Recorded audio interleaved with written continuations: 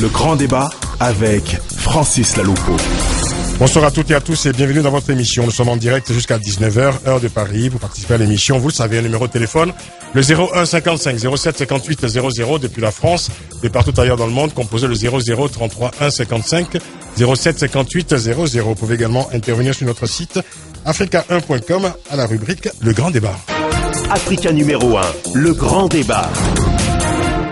Au sommaire de cette édition, cette question: à quoi sert la coopération dans le cadre d'une redéfinition de la politique française en direction des pays économiquement faibles? Les pays africains et de la Méditerranée bénéficieront désormais de 85% de l'effort financier français, une politique différente de celle du précédent régime et qui avait choisi au contraire de diversifier les bénéficiaires de son aide au développement à travers le monde. L'Afrique est donc de nouveau placée au centre de la coopération française. Cette politique ne risque-t-elle pas de renforcer de nouveau la dépendance de certains pays africains à l'égard de l'aide française? Est-elle encore cette aide adaptée à la réalité africaine à l'heure où divers partenaires, la Chine notamment, développent de nouveaux systèmes d'investissement et de coopération sur le continent? Réponse dans ce grand débat. Débatteur polémiste invité, Doussi Saïssi, journaliste, docteur en sciences de l'information et de la communication. Doussi Saïssi, bonjour, bonsoir. Bonsoir Francis et bonsoir nos amis auditeurs. Et l'émission est réalisée par Jérémy Djibiz Boucher. Le grand débat sur Africa numéro 1. Le grand débat. Retrouvez également le grand débat sur facebook.com/le grand débat. Quelques nouveaux amis. Asso Centro de football de France. J'y arrive. C'est un pseudonyme très particulier. Kalkal Mousse, Mohamed Salah Jaziri, Al-Mami, K, Fernand Manguena et tous les autres méditants. En tout cas, merci de rejoindre la communauté des co-débatteurs du grand débat sur la toile. Bonsoir également à tous nos co-débatteurs historiques, Sophie Dev, Marc Ressou, Eric Serge et bien sûr tous les autres. Tout de suite, sans plus tarder, voici l'info perso du débatteur aujourd'hui, Doussi Saïssi. Africa numéro 1, le coup de cœur ou le coup de gueule des débatteurs. Doussi, votre coup de cœur ou coup de gueule? Une information scientifique. Oui, une info scientifique, s'il vous plaît. Mais d'abord, je salue les... Vous avez une tenue particulière aujourd'hui, je dois signaler parce qu'on n'a pas l'image. En tout cas, les auditeurs n'ont pas l'image, mais c'est très particulier. Vous êtes habillé en tenue de béninois traditionnelle, béninoise traditionnelle, hein. Oui, je suis en boubou. Vous êtes en boubou avec comment on appelle ce que vous portez sur la tête? On appelle ça gobi. C'est un gobi, c'est un chapeau traditionnel. C'est un chapeau qui est... Scintillant d'ailleurs, ça brille, vous brillez de tous les feux, là. Ça se porte souvent sur une tenue locale qu'on appelle agbada et qui est très connue au Nigeria et dans la région de Porto-Novo au Bénin. Et vous portez une coiffe de lumière, si je puis dire, c'est ça. Ouais. Enfin, c'est vous qui le dites. Vous brillez comme une étoile. Mais ce que je te dis, c'est que je veux être en communion un peu avec tous ces Maliens qui espèrent aujourd'hui. C'est pour ça.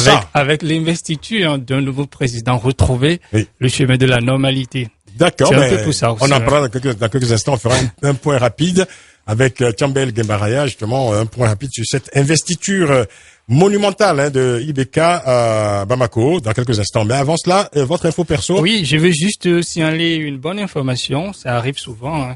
Hier, j'ai suivi la télé et j'étais vraiment stupéfait par la découverte d'une Française, une Niçoise, qui a pu découvrir une molécule contre le nanisme. Vous savez, cette forme de maladie qui frappe beaucoup de personnes, qui ne peut pas avoir une croissance normale et qui se retrouve à une taille vraiment minime. Donc cette Niçoise a fait des expérimentations. Elle a découvert c'est une maladie alors? Oui, c'est une maladie génitale. C'est une maladie génitale et depuis déjà près de 20 ans. On a pu déceler sur les chromosomes la place où se trouve le gène qui est vraiment responsable de cette maladie. Et c'est justement en étudiant cette gène et en trouvant la protéine qui est responsable de cette gène, eh bien que cette Niçoise a simplement inoculé cette protéine, a essayé d'améliorer, sinon de corriger ce gène et de faire des expérimentations sur des souris. Résultat, eh bien, les souris en question ont eu une croissance normale. Et ça veut dire que toutes les personnes qui sont frappées par cette maladie, je ne dis pas les adultes, parce que quand vous avez déjà atteint l'âge de l'adulte, ce n'est pas possible. Je ne crois pas beaucoup que vous puissiez encore retrouver une taille normale. Mais les personnes dès la naissance qu'on constate qu'elles ont cette forme de maladie congénitale, eh bien, si la découverte de cette scientifique aboutissait à une expérimentation plus probante, je crois qu'on pourra soigner ces personnes et leur donner la chance d'avoir une croissance normale. Eh ben voilà, une information fort utile, mon cher Doucis. Merci infiniment. Tout de suite, nous allons faire un point avec Thiambel Gambayara, journaliste, sur cette cérémonie, énorme cérémonie à Bamako aujourd'hui pour l'investiture du nouveau président malien, Ibrahim Boubacar Keïta. Africa numéro 1, le grand débat. Thiambel Gambayara, bonjour, bonsoir. Oui, bonsoir. Bonsoir à tous les auditeurs d'Africa numéro 1. Thiambel Gambayara, journaliste, correspondant à Paris de la Voix du Mali.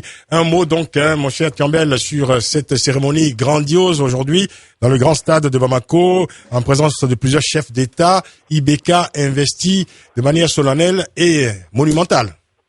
Oui, de manière solennelle et monumentale, c'est plutôt la grande fête, parce que l'investiture officielle, il faut le rappeler, constitutionnelle a eu lieu déjà, le 4 septembre dernier, donc par la Cour suprême du Mali. Et ensuite, IBK, même si la Constitution ne l'autorise pas, a quand même décidé de consacrer à une tradition de grande fête, à accueillir la communauté internationale, plus d'une trentaine de chefs d'État et de délégations, pour dire merci au nom du peuple malien qui a été meurtri pendant 18 mois, pour dire merci au Tchad, merci à la France, merci à l'ONU, merci à l'OUA, à la CEDEAO, merci au pays du champ, merci à tous ces chefs d'État, à tous ce monde qui s'est mobilisé comme un seul homme pour permettre au Mali de bouter hors de son territoire, de recouvrir son territoire national, de bouter hors de son territoire les terroristes, les djihado narco-terroristes. Donc l'occasion était belle pour donner la parole à ceux qui se sont alliés au peuple du Mali de prendre l'engagement solennel devant cette communauté internationale pour le retour du Mali à la scène au concert des grandes nations, de reprendre le Mali, permettre au Mali de reprendre toute sa place et maintenant de se battre pour l'essentiel qui est le développement de ce pays après la démocratisation et puis la sécurité dans le septentrion malien. C'était une manière de montrer comme ça aussi, je dirais, au monde entier que le Mali est de retour, que l'État malien souverain est de retour. Oui, c'est une manière de montrer que le Mali, qui a connu cette situation difficile, une occupation des 2/3 de son territoire, des monuments séculaires qui ont été mis par terre, les tombeaux des Askia et bien d'autres qui ont été mis par terre, et puis une population meurtrie, une population flagellée, une population amputée, cette insécurité, cette transition politique difficile également à Bamako avec des actes qui resteront gravés à jamais dans la mémoire collective, que le Mali se redresse, se relève, regarde avec optimisme en avant, est en marche dans une Afrique unie et solidaire pour retrouver la place qui est la sienne dans la construction d'un pays démocratique, d'un régime qui se battra pour le bonheur des Maliens, ensuite pour l'Afrique et pour le monde, un monde de paix et de justice. Je reconnais bien là, M. Thiambel, votre lyrisme. Une dernière question. Vous avez écouté les discours des uns et des autres, celui du président français François Hollande,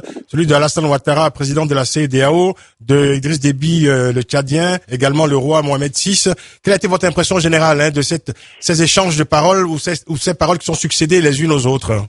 Mon impression est que c'est tous ceux-là qui se sont battus aux côtés du Mali, ces chefs d'État qui ont engagé très souvent leurs moyens, leurs experts, jusqu'aux hommes qui ont fait du Mali la sienne, cette seule nation qui dit qu'elle est prête à renoncer à toute ou partie de sa souveraineté pour la construction de l'Union africaine. Ces soldats, ces fils africains du Tchad qui ont payé de leur vie pour que le Mali recouvre son intégrité territoriale méritent tout notre respect. Ces amis burkinabés et sénégalais et autres français qui se sont battus pour que le Mali soit là aujourd'hui, pour que nous puissions vivre ce moment-là, doit compter, doit rester à jamais gravé dans nos mémoires. Et ça, ce n'est pas que la parole, ce n'est pas que des décrets, ce n'est pas que des décorations, ça doit l'être dans nos actes de tous les jours pour le combat de la justice, de l'égalité de tous les fils du Mali et de faire encore de cette terre malienne une terre de paix, de justice et de développement. Merci beaucoup, Thiambel Gambayara. Je rappelle, vous êtes journaliste, correspondant à Paris de la Voix du Mali. Revenez ici quand vous voulez, mon cher Thiambel. Merci beaucoup. Merci. Africa numéro 1, le grand débat. Une info encore avant d'aborder notre débat. Chose promise, chose due. Nous avions reçu ici il y a quelques jours le Conseil de la diaspora congolaise pour la restauration de la démocratie, le CODICOR. Alors ce conseil, le CODICOR, ainsi que le Comité d'action de la diaspora pour la convocation des États généraux de la nation au Congo-Brazzaville, autre organisation, la plateforme congolaise contre la corruption et l'impunité, également le groupe initiateur du manifeste GIM, en tout cas plusieurs organisations représentatives de la diaspora congolaise en France organisent une conférence de presse. Ce sera le mercredi 25 septembre 2013 à 14h. Ce sera à l'hôtel Holiday Inn. Où ça exactement? Ah voilà, c'est au métro Gare de l'Est, au 5 rue du 8 mai 1945, dans le 10e arrondissement de Paris. On aura l'occasion de vous le rappeler, en tout cas. Donc, cette conférence de presse est organisée par plusieurs organisations congolaises du Congo-Brazzaville. Conférence de presse, donc, le mercredi 25 septembre 2013, à 14h, à l'hôtel Holiday Inn, au 5 rue du 8 mai 1945, dans le 10e arrondissement de Paris, au métro Gare de l'Est. Voilà qui est dit. On peut, mon cher Djibiz, aborder le débat du jour. Africa numéro 1, le grand débat. À quoi sert la coopération? C'est la question de cette édition. Le 31 juillet dernier, le Premier ministre français Jean-Marc Ayrault a annoncé un projet de redéfinition de la politique française dans le domaine de la coopération internationale et de l'aide au développement. Le chef de l'État français s'exprimait à l'issue du comité interministériel de la coopération internationale et du développement. On apprenait alors que 85% de l'effort financier serait dorénavant destiné aux pays africains et de la Méditerranée. L'Afrique semble donc redevenir une priorité dans la politique de coopération de la France. La question est de savoir en quoi cette politique serait différente de celle menée par le passé et quelles en seraient les retombées réelles pour les pays et surtout pour leur population. Détails et explications dans ce grand débat avec nos invités Gilles Morrison, ancien directeur du pôle Afrique subsaharienne à l'IBF, l'Institut bancaire de formation à la Banque de France. Gilles Morrison, bonsoir. Bonsoir. Et avec nous également Almami Fodé Kaloko, président de GRAD Guinée, c'est le groupe de réflexion et d'appui au développement de la Guinée. Almami Fodé Kaloko, bonsoir. Bonsoir Francis. Merci d'être avec nous. Alors, première question, c'est vrai que ce thème sera débattu samedi prochain lors d'une manifestation que votre association Almami Fodé Kaloko organise à Paris, donc GRAD Guinée. Pourquoi avoir choisi de vous pencher sur cette question et quel est plus généralement l'objet de cette manifestation? Ce sera samedi prochain. Oui, et en fait, GRAD Guinée a tenu à faire une conférence sur la coopération et le développement local, c'est-à-dire que c'est pour faire un état des lieux. Nous savons pertinemment qu'il y a eu de la prospective, des analyses qui existent déjà sur les problématiques de coopération, de développement, mais nous, on a tenu à faire un état des lieux, à affiner les propositions qui existent afin de l'adapter à la situation, à la donne actuelle, pour aller vers plus de coopération horizontale, vers une coopération donnant-donnant, mais pas en imposant des programmes de coopération aux pays africains. Coopération donnant-donnant, c'est important, on en parlera tout à l'heure. Donnant-donnant et... C'est vrai que quand on dit coopération, il y a deux parties. En général, on ne parle que de la partie française qui donne, on ne sait pas très bien dans quel sens, en fait, s'il y a un aller-retour, quoi. Exactement. Et à l'issue de cette conférence, nous ferons des propositions qui seront adressées à l'ensemble des pays africains, représentation des pays africains, mais aussi aux autorités françaises pour essayer d'affiner la coopération comme c'est, en tout cas pour changer la donne. Ça sera donc samedi prochain à la mairie du 19e arrondissement. 19e arrondissement. Et c'est ouvert au public? C'est ouvert à tout le monde et j'appelle les auditeurs d'Africa numéro 1. Je sais que le grand débat est très suivi, donc j'appelle massivement les auditeurs à être présents ce jour-là. Et j'y serai moi aussi d'ailleurs. En effet, l'un des éminents intervenants de cette conférence. Bon, alors on marque une pause pour la publicité. Retour dans 2 minutes, à tout de suite. De 18h jusqu'à 19h, le grand débat avec Francis Laloupeau sur Africa numéro 1. Quoi sert la coopération entre la France et les pays économiquement faibles, notamment les pays africains? C'est la question de ce grand débat. Et réponse certainement dans ce grand débat avec Gilles Morrison, ancien directeur du pôle Afrique subsaharienne à l'Institut bancaire de formation à la Banque de France. Almami Fodé Kaloko, président de GRAD Guinée, groupe de réflexion et d'appui au développement de la Guinée. Notre débatteur polémiste est invité. Vous êtes ici, journaliste, docteur en sciences de l'information et de la communication. Et alors, Gilles Morrison, alors Jean-Marc Ayrault, le Premier ministre français, a donc reçu le 31 juillet dernier le comité interministériel de la coopération internationale et du développement. Alors, c'est la première fois qu'une telle réunion a lieu depuis 4 ans. Est-ce que ce domaine a été négligé auparavant par la précédente mandature, le régime précédent? Alors, je ne sais pas si ça a été négligé, mais je pense que ce recentrage et cette réorientation de la coopération française en direction des pays d'Afrique était une nécessité, car je crois que précédemment, on s'était un peu éparpillé et on avait beaucoup misé sur les pays émergents ou sur les autres pays, mais pas les pays finalement francophones ou les pays d'Afrique. Or, il y a quand même une réalité. Nous avons une histoire commune, même si elle est agitée. Nous avons beaucoup de choses en commun, notamment la langue, puisque nous l'avons en partage. Et je crois qu'il était important de réorienter notre action. 16 pays sont concernés, principalement. 16 pays, bien sûr, mais bon. Il y a d'autres pays d'Afrique qui seront sans doute concernés, quelques pays anglophones, mais c'est vrai que l'effort doit être fait en direction des pays francophones ou qui ont le français en partage. Alors, l'Afrique est donc devenue de nouveau placée au centre de la coopération française. Est-ce qu'il n'y a pas un risque, on l'avait déjà redouté par le passé, est-ce qu'il n'y a pas un risque de reproduire le système de dépendance des pays africains à l'égard de la France? Non, je crois que ce n'est plus l'époque dans la mesure où maintenant l'Afrique a de multiples partenaires. Justement, des partenaires comme la Chine, comme les pays émergents, et que par conséquent, on n'est plus dans une relation exclusive avec la France, ce qui est d'ailleurs une bonne chose, et que cette diversification des partenariats fera sans doute voir les choses autrement et agir la France peut-être autrement que ce qu'elle a pu faire autrefois. Mais je pense que toute coopération n'est jamais dénuée d'arrière-pensée. Je veux dire, la coopération française comme la coopération chinoise n'est pas dénuée d'arrière-pensée.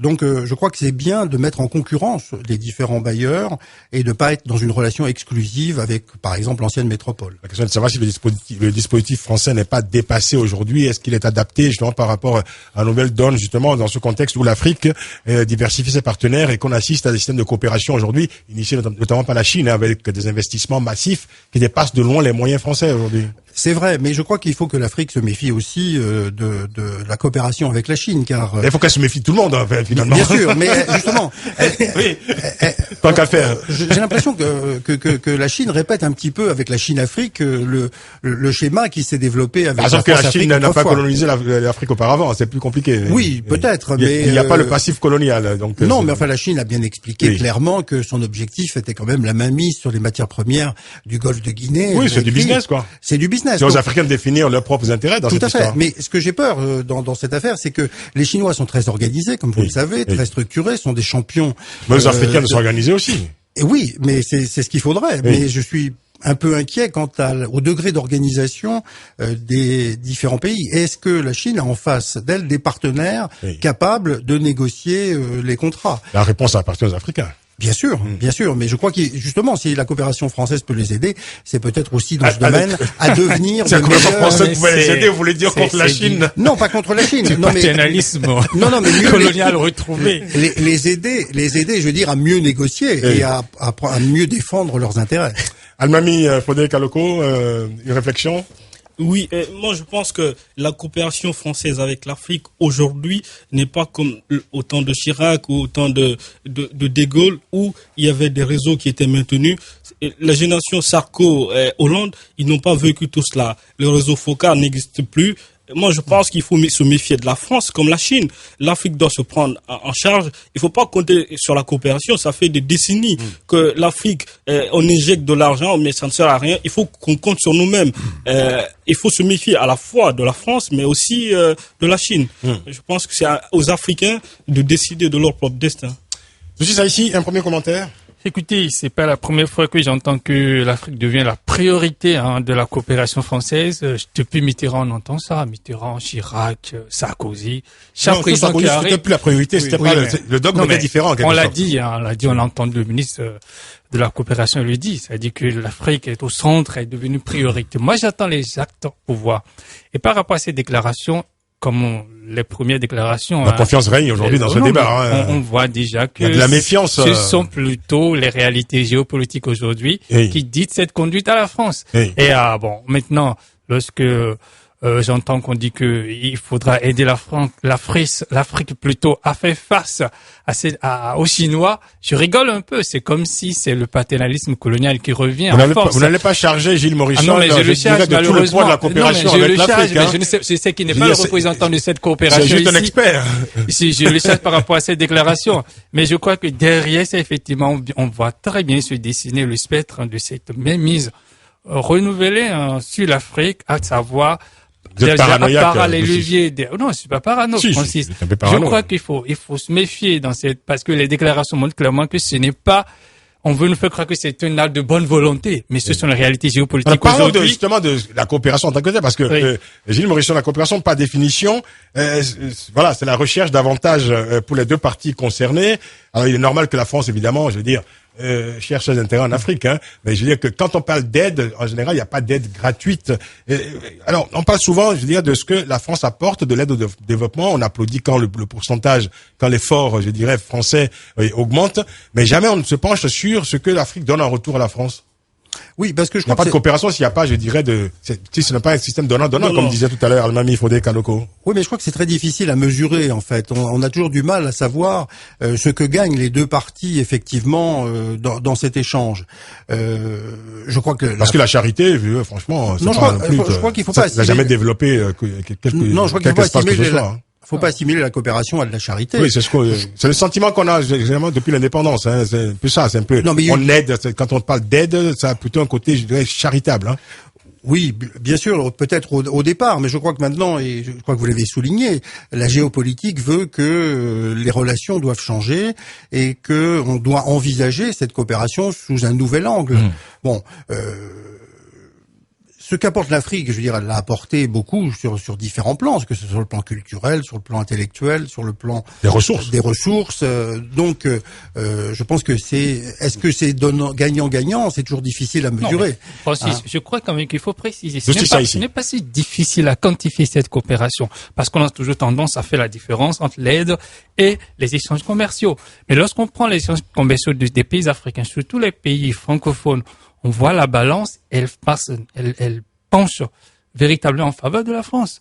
On sait que ces pays exportent beaucoup plus vers la France et importent de la France. Donc, on peut quantifier tous les ans, on peut dire à tel taux sont ces balances-là. Donc, ce n'est pas si difficile à quantifier. Est-ce que la coopération, de ce point de vue, c'est une manière... simplement l'aspect culturel que l'Afrique apporte. Est-ce que c'est de renforcer les économies africaines pour qu'ils demeurent les meilleurs partenaires de la France en retour? Je crois que c'est pas seulement pour demeurer les meilleurs partenaires. Je crois que tout le monde a intérêt à ce que l'Afrique décolle, que l'Afrique bouge, que l'Afrique change, que l'Afrique exporte plus, que l'Afrique importe plus. Donc, je crois que tout le monde a intérêt au développement de l'Afrique. On peut pas laisser une zone géographique qui a un tel potentiel, que ça soit matériel ou humain, en déshérence. Donc il faut que l'Afrique décolle. Est-ce que la France a encore les moyens de sa politique aujourd'hui? Non, je ne pense pas que la France a les mêmes moyens que ceux qu'elle avait autrefois, et la géopolitique a changé. Donc je crois que c'est un moyen parmi d'autres, et que la France doit contribuer au même titre que d'autres pays, soit dans un cadre bilatéral, soit dans un cadre multilatéral,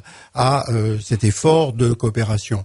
Mais je crois que l'Afrique doit être le continent du XXIe siècle. On parle de plus en plus de coopération décentralisée, hein, de ville à ville, de région à région, par exemple en Afrique. Récemment, Madame Voynet, Dominique Voynet, maire de Montreuil, était au Mali justement pour mettre en place un système pour renforcer un système de coopération entre Montreuil et une ville dans la région de Caille, hein, c'est la ville de Limané. Est-ce que ce type de coopération est plus efficace? Est-ce qu'on en a fait le bilan depuis que ça a été mis en place? Est-ce que c'est plus efficace que les coopérations de pays à pays? Non, je crois que c'est complémentaire. Je crois qu'il ne faut pas opposer les différents types de coopération. Que ça soit une coopération bilatérale ou multilatérale, qu'elle soit publique ou privée, tous les effets se renforcent. La coopération entre collectivités locales est une bonne chose, parce que les collectivités locales françaises, par exemple, ont une expertise dans le domaine de la gestion publique locale, et elles peuvent l'apporter aux pays en développement et aux pays africains notamment.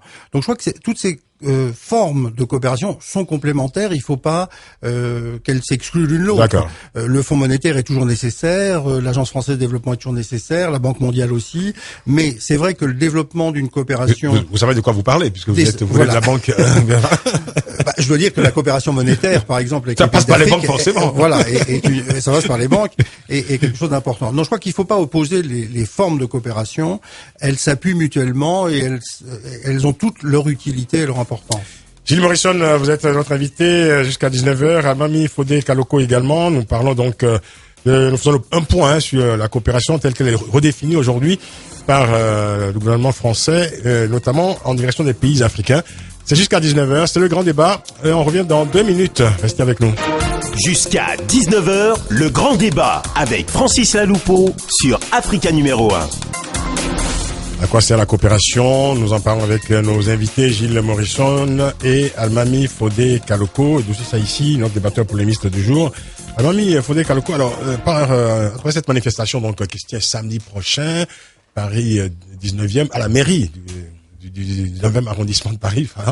Qu'est-ce que vous voulez apporter, vous, comme parole? Bon, évidemment, il y aura des intervenants, mais vous, en tant qu'association, je rappelle que vous êtes le président de GRAD Guinée, groupe de réflexion et d'appui au développement de la Guinée. Vous avez fait plusieurs manifestations. Récemment, on vous a plutôt vu, célébrer la mémoire de Mandela, c'est ça? Oui. Voilà, aujourd'hui, vous vous intéressez à la coopération.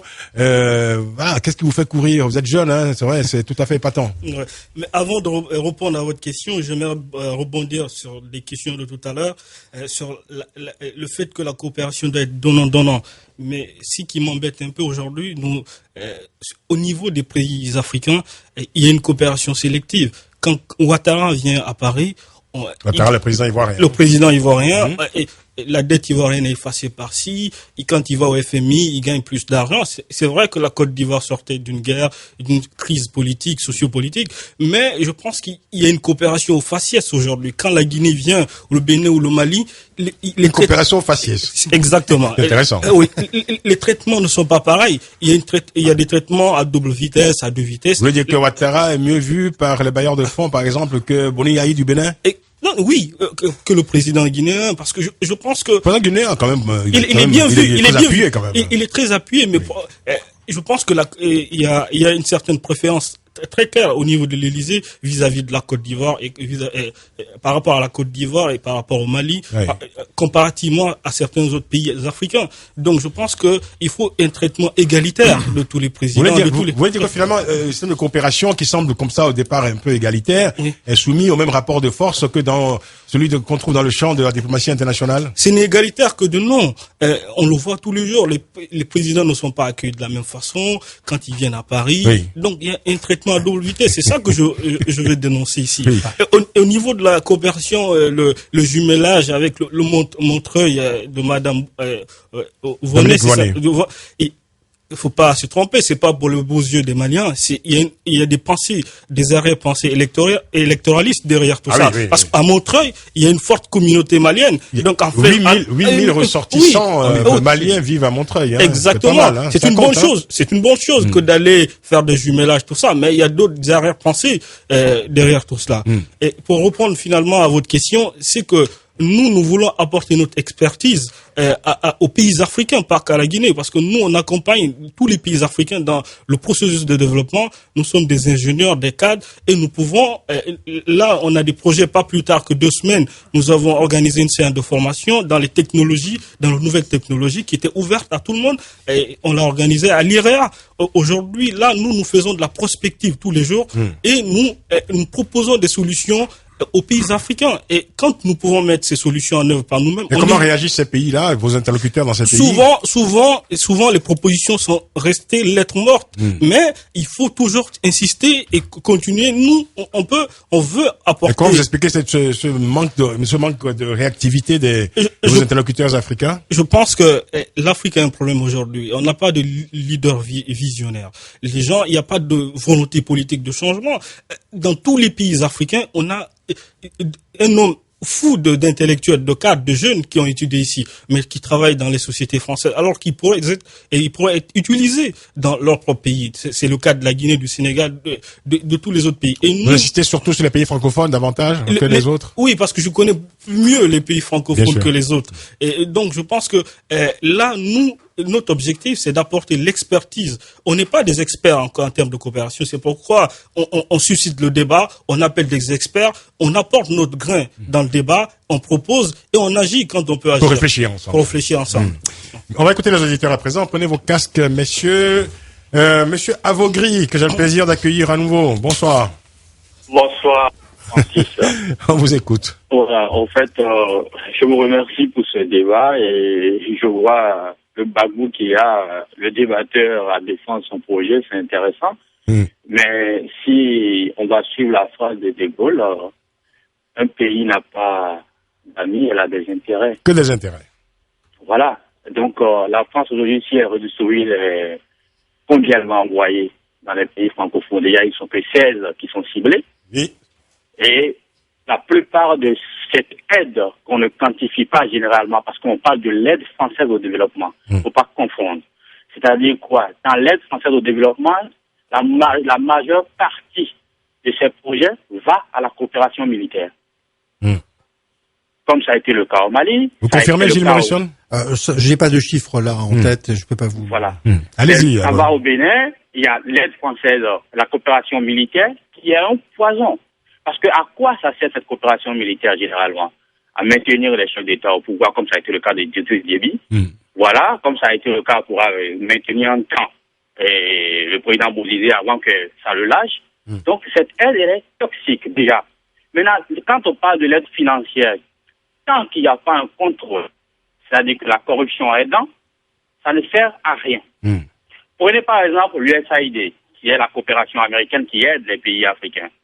C'est-à-dire que ces projets, ce n'est pas l'État, et ça se fait avec l'État. Chaque État, il décide éventuellement de où est-ce qu'on va investir, et des experts par des associations, des ONG américaines, ils contrôlent réellement l'effectivité du travail qui se fait dans le pays. Donc, ce qui n'est pas le cas avec l'aide française, on envoie ça à l'État, on ne sait pas là où ça passe, l'argent, et c'est bon. Non, tant que c'est comme ça ne pourra jamais marcher. Là, on ne sait pas comme ça, on aide un pays à se développer. Oui. Est-ce que vous comprenez? On comprend très bien.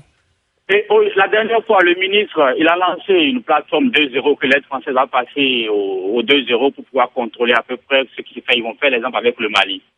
C'est bien.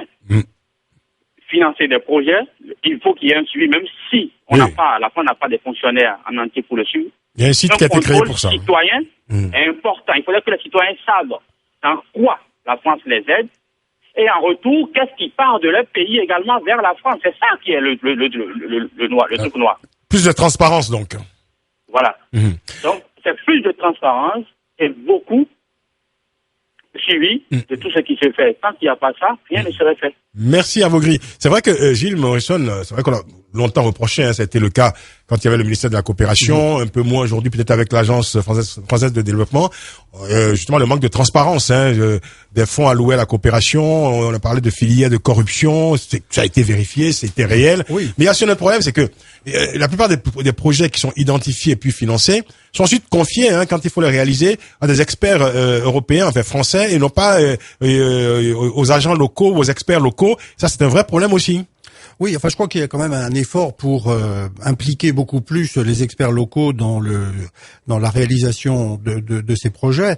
Alors, je crois est-ce que vous en êtes certain? Parce que tout à l'heure, justement, Almami Fodé Kaloko, voilà, il parlait de leur groupe, formé, composé d'ingénieurs, de cadres plutôt très spécialisés. Voilà, ce sont des gens qui proposent de leurs services en Afrique, par exemple. Pourquoi ils ne sont pas associés, je dirais, à des projets de coopération? Oui. Alors, bon, bien sûr, il y a les projets financés, qui peuvent être des projets agricoles, qui peuvent être des projets des infrastructures aussi. Infrastructures. Bon, effectivement, on n'est plus dans une relation quand même exclusive, parce que c'est pas parce qu'il y a un financement français que derrière il y aura fatalement des entreprises françaises. Majoritairement, c'est encore ça. C'est encore assez largement ça. Bon, mais si on prend l'aide chinoise, on a exactement le même schéma. C'est vrai qu'ils amènent même leurs prisonniers en général. Voilà. Alors, plus de transparence, je suis d'accord. C'est vrai que si on pouvait avoir plus de transparence sur les chiffres, plus de transparence sur les flux, ça serait très bien. Alors, je sais pas s'il faut... vous n'allez pas reproduire non plus indéfiniment les défauts des Chinois. Non, bien sûr. Non, mais je pense, s'agissant de la coopération militaire, je suis pas sûr qu'elle entre dans l'aide au développement. C'est sans doute plus compliqué. Chacun son problème. Voilà. Et je crois qu'aussi que l'aide française, elle s'inscrit aussi dans une aide plus globale. C'est pas seulement une aide bilatérale. La France participe aussi à l'aide multilatérale dans le cadre des programmes d'ajustement, dans le cadre du Fonds monétaire, de la Banque mondiale, etc. Les grandes institutions participent aussi à une coopération décentralisée. C'était le cas de la Banque de France avec ses homologues, les autres banques centrales. Donc je crois qu'effectivement cette coopération a divers aspects. Lorsque le politique évidemment s'en mêle, c'est toujours plus compliqué. C'est toujours plus compliqué. Donc je crois qu'en revanche, lorsqu'il s'agit de relations entre institutions, entre experts, on est là dans des choses plus normales. Ou entre collectivités locales, entre entreprises également. Oui. Tout ça ici rapidement, ensuite on va écouter nos auditeurs très patients. Oui, je dois dire que l'aide à la coopération, c'est une aide qui est dans certains domaines quand même très très importante dans la mesure, par exemple, quand vous prenez le domaine de la santé, par exemple, ou de la scolarité, il faut construire des hôpitaux, il faut construire des écoles, il faut ouvrir des routes. Ça, on sait que l'Afrique est en retard par rapport à ces besoins-là. Et c'est tout à fait normal que des pays qui ont plus de moyens, en plus mettre ces moyens à la disposition de l'Afrique. D'abord, il y a une résolution de l'ONU qui voudrait que tous les pays riches contribuent à effacer la pauvreté n'importe où elle se trouve sur la terre, et même en Afrique. Mais ce que moi j'aimerais, l'évolution de cette aide, justement, moi je souhaiterais que là, les efforts de l'Afrique à faire des zones d'intégration économique, au niveau de la CEDEAO par exemple, eh bien, que les pays donateurs aident les pays africains à réussir cette intégration. Je prends un exemple, par exemple, Monsieur Morrison, vous êtes banquier. Vous savez très bien, au niveau de l'euro, la création de l'euro, en Afrique, les pays africains aimeraient bien avoir leur propre monnaie et finir avec cet arrimage avec l'euro, c'est-à-dire le franc CFA, l'éternel problème du franc CFA. Comment pouvez-vous dire, vous mettez 85% de votre aide à la disposition de l'Afrique, mais d'un autre côté, avec une autre main, eh bien, par cette entremise de ce franc CFA, eh bien, la Banque centrale française continue de contrôler tout ce qui est processus de développement dans ces pays. Comment vous voyez ça? S'il faut peut-être rompre aux Africains de prendre l'initiative de la rupture aussi. Il ne faut pas attendre non plus à ce que la France renonce à ses intérêts. On est dans un système de rapport de force. Alors, je crois que excusez-moi, nos amis qui nous envoient des messages sur facebook.com/le grand débat. Je les fais intervenir également. Il y a Lily Nyanga Esso qui nous dit l'aide au développement ne sert à rien, c'est de la poudre aux yeux. Alain Akwala, elle ne sait rien. Alors, Alain Akwala, je me pose la question de savoir si c'est un pseudonyme ou si c'est le nom du ministre congolais que nous connaissons. En tout cas, un ministre qui nous envoie ce message, ça me laisse perplexe. Parce que le message est lapidaire. Elle ne sert à rien. Voilà. Plein de citations. Et Ikia Naboyi Makambo qui nous dit l'aide ne sert à rien. Ben non, c'est une unanimité. Hein. En tout cas, pas au développement.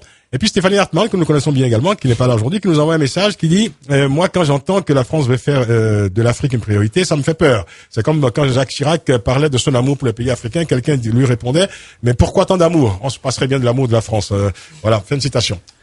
Gilles Morisson. Oui, mais je crois qu'effectivement, il y a entre la France et les pays d'Afrique une relation d'amour-haine, de je t'aime moi non plus. Lorsque la France distance ses liens avec l'Afrique, nos amis africains disent oui, mais alors vous nous oubliez. Certains dirigeants africains, pas la population. Hein. Non, mais quand même, en général, des choses qui se passent à un autre niveau. Hein. Oui, mais dès qu'on revient, on dit ah oui, mais alors vous êtes toujours là. C'est comme quand on décide de faire la rupture avec la France-Afrique, il y a certains pays, certains dirigeants africains qui disent ah non, pas question, on continue comme avant, le système nous arrange bien. Le système. On pose souvent peu la question, je veux dire, aux populations. On sait bien que souvent, depuis 50 ans, globalement, les populations étaient exclues des décisions. En tout cas, que ça se passait essentiellement dans les sphères des initiés de cette France-Afrique. Mais enfin, c'est quand même de moins en moins le cas parce que, tout à l'heure, on parlait. C'est vrai que les populations ont de plus en plus de mots à dire. Hein, voilà, c'est ça. Si vous prenez dans certains pays, en tout cas. Au moins l'Afrique de l'Ouest, vous avez quand même un développement de la démocratie. C'est vrai. Le processus n'est pas parfait partout. Enfin, le Mali vient de donner un bel exemple. Le Sénégal récemment. Donc l'Afrique de l'Ouest va vers le chemin de la démocratie. Donc la démocratie suppose que les relations vont être différentes avec une société civile beaucoup plus forte, évidemment, plus engagée. On n'accepte plus les choses qu'on acceptait autrefois. Les gens maintenant sont branchés sur le monde entier via Internet et le reste. Donc les populations ont leur mot à dire et elles réagissent. Alors c'est malheureusement moins vrai peut-être en Afrique centrale où la démocratie peine à s'installer. Alors je ne sais pas si c'est seulement du fait de la France, mais je crois qu'elle peine à s'installer. Alors pourquoi l'accepterait-on en Afrique de l'Ouest et pas en Afrique centrale? Je ne crois pas que ce soit la seule volonté de la France. Donc c'est une vraie problématique, ça. C'est une vraie problématique. Alors pour revenir à la monnaie, je crois que les Africains critiquent beaucoup la zone franc, de même que les Européens, et les Français notamment, critiquent l'euro. C'est pas la même histoire. Attention, Gilles Morisson. C'est une zone monétaire. C'est quand même la première zone monétaire avec une monnaie centrale, avec une banque centrale commune, avec une politique monétaire commune, et l'arrimage au franc français et maintenant à l'euro est en fait un moyen de conserver une politique monétaire rigoureuse et d'avoir une faible inflation. Vous savez qu'en fait le problème du CFA c'est surtout parce que cette monnaie est chargée des miasmes, si je puis dire, de la colonisation, quoi. C'est un vestige de la colonisation. C'est surtout ça aussi, si je veux dire, c'est l'héritage historique qui pèse également, qui pèse dans la critique qui est adressée au franc CFA. Oui, mais j'ai d'accord, mais je veux dire, c'est quand même une zone monétaire. C'est quand même le seul exemple avant la zone euro de véritables zones monétaires. C'est une réussite donc. C'est une réussite sur le plan technique. Alors maintenant, sur le plan arrimage, on peut discuter de l'arrimage ou du non-arrimage à l'euro et d'avoir un CFA flottant ou un CFA fixe. C'est intéressant ce que vous dites parce que finalement l'euro devrait s'inspirer du franc CFA. Ça vous venez de le dire, c'est une première, j'avais jamais entendu ça encore. C'est le point qui se mord la queue. La zone euro s'est inspirée de la zone franc. Ah mais donc c'est un scoop, hein. Mais tout à fait intéressant, c'est un autre débat. On marque une dernière pause dans cette émission, retour dans 2 minutes. Africa, le grand débat avec Francis Laloupo. À quoi sert la coopération? Question que nous posons dans cette édition à nos invités. Gilles Morrison, ancien directeur du pôle Afrique subsaharienne à l'Institut bancaire de formation à la Banque de France, et Almami Fodé Kaloko, président de GRAD Guinée, groupe de réflexion et d'appui au développement de la Guinée, qui poursuivra donc ce groupe, le débat samedi prochain à la mairie du 19e arrondissement, lors d'une manifestation donc vous organisez. Avec plusieurs débats, il faut dire, c'est ça. Hein. Oui, en fait, la journée sera rythmée par 2 tables rondes. La première table ronde sera autour de la coopération et le développement local, et les défis et les enjeux de cette coopération. Ensuite, il y aura une deuxième table ronde sur l'apport de la francophonie pour les pays africains. Donc, moi, enfin, il y a certes des avantages à tirer d'être dans l'espace francophone, mais est-ce qu'il n'y a pas un côté aussi paternaliste enfin, l'ambition de la France, l'intention de la France de garder toujours un précaré en Afrique. Donc, c'est tout cela qu'on va débattre. Oui, grosso modo, à quoi sert la coopération et à quoi sert la francophonie? Exactement, tout à fait. 2 thèmes, donc, ce sera samedi prochain dans le 19e arrondissement, j'arrive à le dire. Hein. Et c'est ouvert au public, hein, à la mairie. C'est ouvert à tout le monde, hein, c'est ouvert à tout le monde. D'accord. Nos auditeurs à présent, qui ont été très patients. Norbert, bonsoir. Bonsoir, monsieur. Nous vous écoutons, avec plaisir. Je voudrais relever 2 choses, que cette coopération ne sert à rien. Première chose, est-ce que monsieur Gilles Morrison, subconsciemment, se rend compte qu'il parle des Africains avec ce ton colonialiste qu'on a dans les années 30? Comment peut-il dire que la coopération doit aider les Africains à négocier avec les Chinois? Comment peut-il dire ça? Deuxième chose. On a dit ça avec un certain humour aussi. Hein. Deuxième chose, il dit que le franc CFA, c'est le plus grand système qu'on ait connu avant l'euro, parce que ça invite l'inflation. Moi, mon oncle, que vous connaissez certainement, le professeur Tunjian Poemi, a passé sa vie à montrer que le franc CFA était la première source de sous-développement de l'Afrique. Je voudrais poser une question à M. Morrison. Lorsque la France donne de l'argent en aide à l'Afrique, est-ce qu'elle prend dans son budget? C'est une bonne question. Réponse de Gilles Morrison. Oui, l'aide bilatérale est bien sûr dans le budget de l'État. Norbert. De quel État? L'État français. Non, monsieur. La France bat monnaie française à CFA. Elle ne prend pas dans son budget. Elle bat le CFA. Elle remet à l'Afrique. Elle compense par la voie des produits. La France ne puise pas dans son budget. Vous êtes banquier. Nous, on a fait les mêmes études que vous en Europe. Hein. Oui, non, mais je sais, mais je fais de la formation. C'est le moment de nous tromper. La France ne puise pas dans son budget pour remettre l'argent, le franc CFA. Mais le franc CFA est indépendant de l'euro, je vous signale. Elle prend en compensation. Mais le franc CFA est une monnaie à part entière, avec une politique monétaire décidée par les Africains eux-mêmes. Portée par la Banque de France. Hein, non, c'est l'ancrage nominal à l'euro maintenant et non plus au franc. Les réunions des ministres des Finances de la zone CFA se passent généralement à Paris, sous l'égide du ministre français des Finances. Il y a les décisions. Il y a l'attelage. Il y a les leviers. Les lieux de décision. La France a amené à l'Europe dans sa besace le franc CFA. Ça s'est passé comme ça. Quand vous dites que le franc CFA est responsable du sous-développement de l'Afrique et de l'inflation, si je prends des pays qui avaient leur monnaie propre, prenons la Guinée par exemple, qui avait une monnaie indépendante et flexible, je ne pense pas que le résultat en matière d'inflation et de sous-développement soit brillant. Enfin, le Ghana, sa monnaie, le Nigeria. Oui, mais enfin également. le Ghana pendant longtemps, comme le Nigeria pendant longtemps, ont pratiqué la dépréciation monétaire et ça l'inflation. Ça leur a réussi. Ça leur a réussi. Je pense pas que c'est la monnaie qui leur a réussi, c'est une meilleure gouvernance. Donc pour la Guinée aussi, alors ça a été le cas aussi. Non, malheureusement, c'est une catastrophe en matière de gouvernance. Pendant toute cette période. C'est pour ça que la monnaie, justement, en a souffert. La monnaie est souveraine. Hein. Et on écoute God. God, bonsoir. Bonsoir Francis, comment vas-tu? Bonsoir mon cher God. Ça fait très longtemps. Bienvenue dans le grand débat. Écoute, je pense que je serai là lundi. Hein. C'est la rentrée de God, là. Bon, alors, moi, je veux juste dire une chose, c'est très simple, là, c'est court, ça fait 30 secondes parce que je suis au volant en même temps. Ah ben, il faut 2 minutes, hein, pas plus, hein. 2 minutes, hein, pas plus, hein. Ouais, peut-être 30 secondes, t'inquiète pas. Parfait. Alors, faudrait qu'on arrête avec tout le respect qu'on doit à la France, avec des propos qui vont nous enfumer toute la vie. Vous savez, c'est fini ces allures-là de venir prendre du sel, on donne au papy et puis on donne l'enfant, il part avec. Vous comprenez ce que je veux dire? Oui, on essaye, oui. Donc faut arrêter avec des politiques qui nous enfument.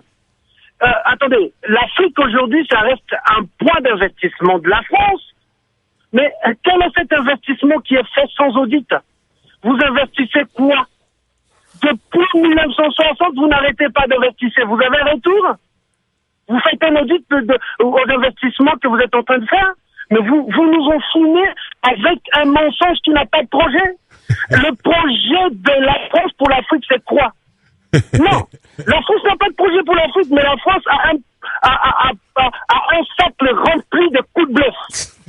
Donc, les gens pour qui vous voulez investir, vous les chassez de votre territoire pour dire allez, débrouillez-vous chez vous. Et en contrepartie, nous investissons pour que vous réussissiez. Mais vous foutez de la gueule de la République, là. Mais God, vos 30 secondes sont épuisées, hein. Ben, je te remercie, François, mais j'en avais à la gorge, quoi. C'est pas sérieux, monsieur. On a bien entendu. Merci, mais je dis, Gilles Morisson ne porte pas sur son dos, je dirais, tous les problèmes entre la France et l'Afrique. Hein. Kia Naboli Makambo, notre auditeur sur facebook.com/grandébat, qui nous envoie un message, qui nous demande d'inviter Alain Akwala, le ministre, c'est bien lui qui nous écoute, hein, voilà, depuis Brazzaville. Il va nous parler, dit-il, des zones économiques spéciales dont il a la charge. Ben, l'invitation est lancée à Alain Akwala, bien entendu, que nous saluons très amicalement. Gilles Morisson, on arrive à la fin de l'émission. Là, vous prenez tout, là. Hein. Oui. Alors, quand je dis qu'on dit la France n'a pas de projet pour l'Afrique, mais enfin, je veux dire, il serait mieux que ce soit l'Afrique qui ait un projet pour l'Afrique. D'abord. Et quand je vois les résultats du NEPAD, je suis un peu triste de voir que ce nouveau partenariat. Ça, c'est un argument imparable et même cruel, hein. Oui, n'a pas donné de résultats. Alors, c'est triste. La capacité des Africains. Voilà, j'aurais préféré que ça donne des résultats. Ouais. La France n'est pas là pour se substituer à l'Afrique ou avoir des projets pour l'Afrique.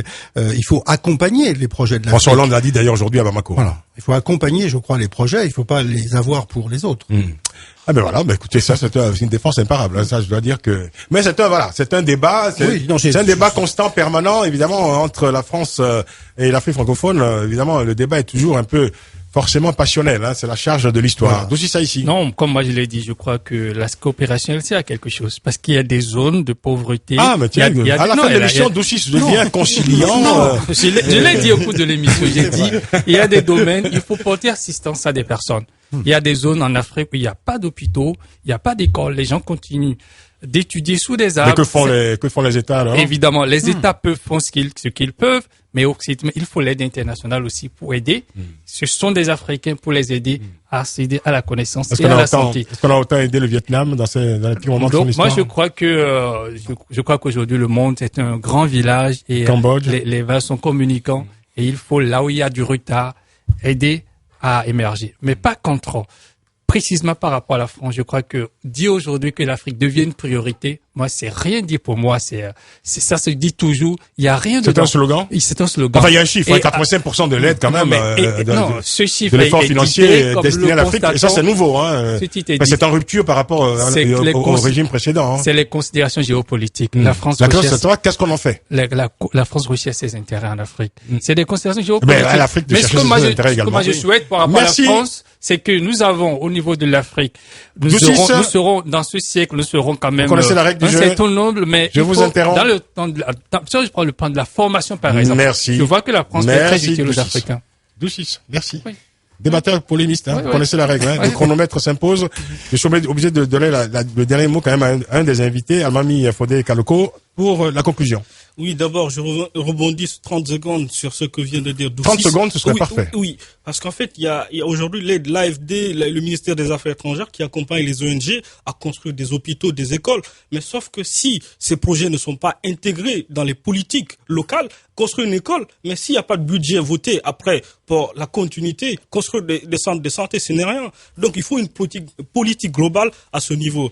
Donc en tout cas, moi j'invite les auditeurs du grand débat, je sais que c'est une émission qui est très écoutée, à venir massivement à la mairie du 19e arrondissement le samedi 21 de Paris, le samedi 21 septembre pour parler de la coopération, les défis, les enjeux du développement sur notre continent, de parler de l'apport de la francophonie. Nous aurons d'éminents intervenants à la personne de monsieur Laloupo Francis, de monsieur notre expert du club de Grad Guinée, de notre think tank, monsieur Gilles Morrison, de Gandhi Tunkara, monsieur Barry Gandhi, du professeur David Gakouzi. Donc on a d'éminentes personnalités ce jour-là. Le débat sera très enrichissant. Merci. Rendez-vous samedi.